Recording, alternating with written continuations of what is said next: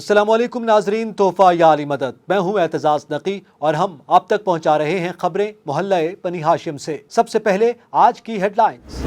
قادسیہ اور عزیب کے درمیانی علاقے میں ناکہ بندی کر دی گئی۔ محرم 61 ہجری کا چاند نظر آ گیا۔ ہر کی پیاسی فوج کو حسینی لشکر نے اپنا پانی دے دیا۔ امام حسین کی اقتداء میں ہر نے ظہر اور عصر کی نماز ادا کی۔ امام حسین علیہ السلام نے کوفہ جانے کا ارادہ ترک کر دیا۔ اور اب خبروں کی تفصیل۔ قادسیہ اور عزیب کے درمیانی علاقے میں ناکہ بندی کر دی گئی۔ یہ بطن عقیق کا علاقہ ہے۔ یہاں ایک اور شخص عمر ابن لوزان نے امام سے ملاقات کی اور بتایا کہ قادسیہ اور عزیب کے درمیانی علاقے میں ناکہ بندی کر دی گئی ہے۔ آپ کوفہ ہرگز نہ جائیں۔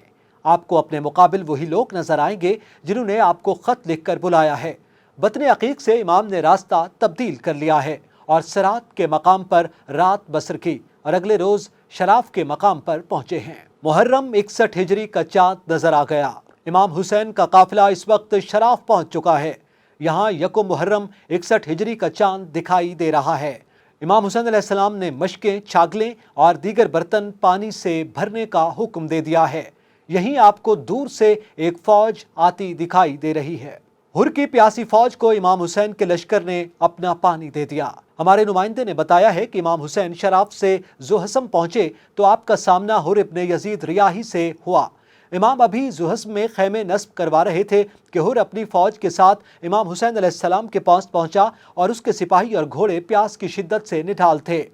امام اور آپ کے ساتھیوں نے اپنے لیے جمع کیے ہوئے پانی سے ہر، اس کے سپاہیوں اور گھوڑوں کو سیراب کیا ہے۔ ہر کے ایک سپاہی علی بن طعان محاربی نے بتایا کہ ہمارے سپاہی اور گھوڑے اتنے پیاسے ہیں کہ ہر ایک نے بار بار پانی پیا ہے، پھر بھی پیاس بجھنے میں نہیں آ رہی تھی۔ آخر امام حسین علیہ السلام نے سب کو اپنے ہاتھ سے پانی پلایا اور پھر جا کر پیاس بجھی۔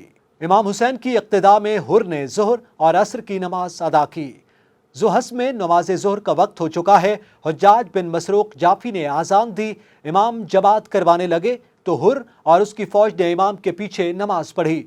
نماز کے بعد امام نے مختصر سا خطبہ دیا جس پہ فرمایا، لوگو میں اپنی مرضی سے کوفہ نہیں جا رہا، وہاں کے لوگوں نے خطوط لکھ کر مجھے بلایا ہے۔ سب لوگ خاموش رہے۔ پھر عصر کا وقت ہوا۔ ہر اور اس کے ساتھیوں نے نماز عصر بھی امام کی اقتداء میں پڑھی۔ نماز عصر کے بعد امام حسین نے پھر ایک خطبہ دیا جس میں فرمایا کہ اگر مجھے خط لکھنے والے اپنے خطوں سے انکاری ہیں تو میں واپس چلا جاتا ہوں۔ اس پر ہر نے عرض کی کہ ہم وہ نہیں جنہوں نے آپ کو خط لکھے، ہمیں تو حکم ملا کہ آپ کو گرفتار کر کے ابن زیاد کے سامنے پیش کریں۔ امام حسین نے کوفہ جانے کا ارادہ ترک کر دیا۔ ٹی وی 110 کے مطابق امام حسین کو ذوحسم کے مقام پر ہر کی گفتگو اور ارادوں کا پتہ چلا تو امام نے کوفہ جانے کا ارادہ ترک کر دیا ہے۔